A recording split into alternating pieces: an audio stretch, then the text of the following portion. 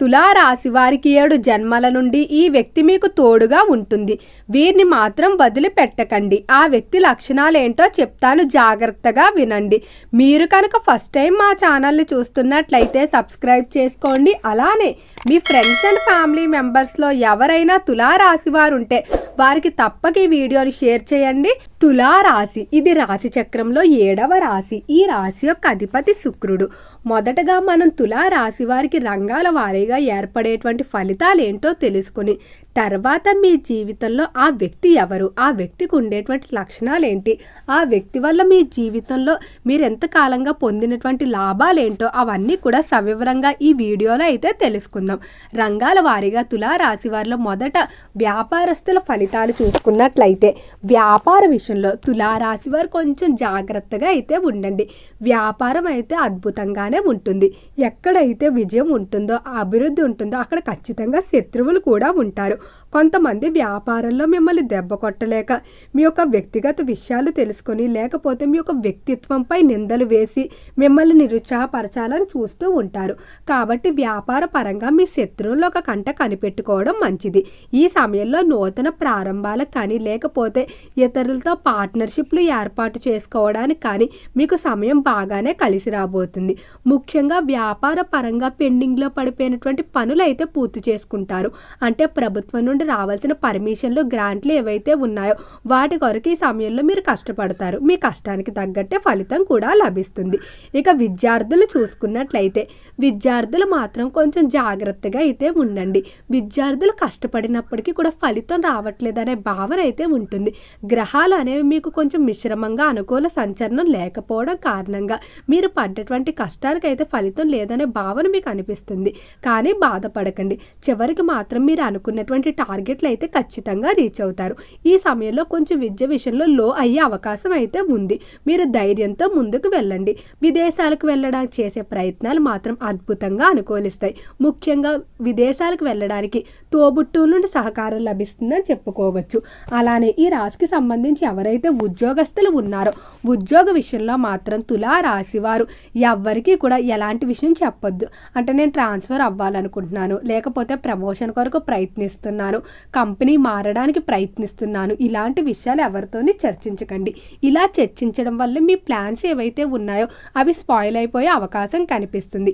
ఎలానో మీరు చేసిన తర్వాత ఆ పని అందరికీ తెలుస్తుంది. కాబట్టి పూర్తిగా పనులు పూర్తయిన తర్వాతే మీరు ఉద్యోగ విషయాలు చర్చించడం మంచిది.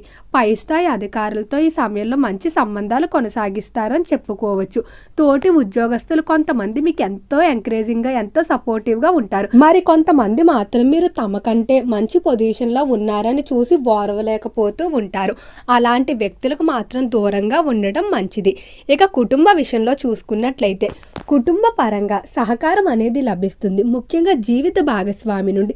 జీవిత భాగస్వామి ప్రతి దాంట్లో కూడా మిమ్మల్ని ఎంకరేజ్ చేస్తూ ముందుకు తీసుకొని వెళ్తుంది. ఎంతమంది మిమ్మల్ని నిరుత్సాహపరిచినా కూడా ఎప్పుడు కూడా నేను మీకు తోడుగా ఉన్నానన్న ఒక భరోసా అయితే అందిస్తుంది. అలానే సంతాన విషయంలో కూడా తులారాశి వారు చాలా అనుకూలమైన ఫలితాలు అయితే పొందబోతున్నారు. సంతాన ప్రవర్తనలో మార్పు అనేది కనిపిస్తుంది. మీపై గౌరవ మర్యాదలు పెరుగుతాయి. మీరు చేసేటువంటి పనులు ఏవైతే ఉన్నాయో వాటికి గౌరవిస్తారు. చెప్పేటువంటి నిర్ణయాలన్నీ కూడా చక్కగా వింటారని చెప్పుకోవచ్చు. తులారాశికి సంబంధించి ఎవరైతే వివాహం కావాల్సిన స్త్రీ పురుషులు ఉన్నారో వివాహ విషయాలు ఆలస్యం అవుతున్నా, కుదిరిన సంబంధాలు వెనుతిరిగి వెళ్ళిపోతున్నా, ఎన్ని సంబంధాలు చూసినా నచ్చింపు అవ్వకపోవడం, ఇలాంటి సమస్యలతో బాధపడేవారు వెంటనే శ్రీకాళహస్తి వెళ్ళి రాహుకేతువుల పూజ చేయించుకొని ఆ శ్రీకాళహస్తీశ్వర దర్శనం అయితే చేసుకోండి.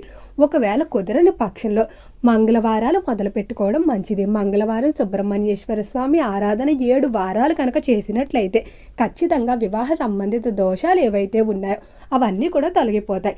7 వారాలనే కాకుండా మీ ఓపిక కొద్దీ చేసుకుంటూ ఉండవచ్చు. ఎలాంటి ఇబ్బంది లేదు.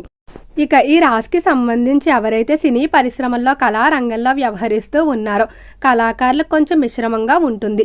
ఒత్తిడి అనేది అధికంగా ఉంటుంది. పని విషయంలో మీకు పోటీతత్వం కూడా పెరుగుతుందని చెప్పుకోవచ్చు. ఆర్థిక పరంగా అయితే ఎలాంటి లోటు ఉండదు. కానీ పనిలో ఎక్కువగా కష్టపడటం వల్ల శారీరకంగా అలసిపోయే భావన అయితే వస్తుంది. ఇక ఆరోగ్య విషయంలో చూసుకున్నట్లయితే ఆరోగ్య విషయంలో తులారాశి వారికి ఈ సమయం అనుకూలంగానే ఉండబోతుంది. పెద్ద సమస్యలు అయితే ఏమీ ఉండవు. చిన్నగా జ్వరం, దగ్గు ఇటువంటి సమస్యలు అయితే కొంచెం మాస చివరిలో ఇబ్బంది పెట్టే అవకాశం కనిపిస్తుంది. ముఖ్యంగా సంతాన విషయంలో శుభవార్త వినబోతున్నారు. అంటే స్త్రీలు కానీ పురుషులు కానీ ఎవరైతే సంతానం కొరకు ట్రీట్మెంట్లు తీసుకుంటూ ఉన్నారో ఆ ట్రీట్మెంట్లని అనుకూలిస్తాయని చెప్పుకోవచ్చు. ఈ రాశికి సంబంధించి ఎవరైతే రాజకీయస్తులు ఉన్నారో రాజకీయ పరంగా కూడా బాగా కలిసి రాబోతుంది. రాజకీయాల్లో మీ యొక్క వాక్ చాతుర్యంతో అందరినీ కూడా ముగ్ధులు చేస్తారని చెప్పుకోవచ్చు.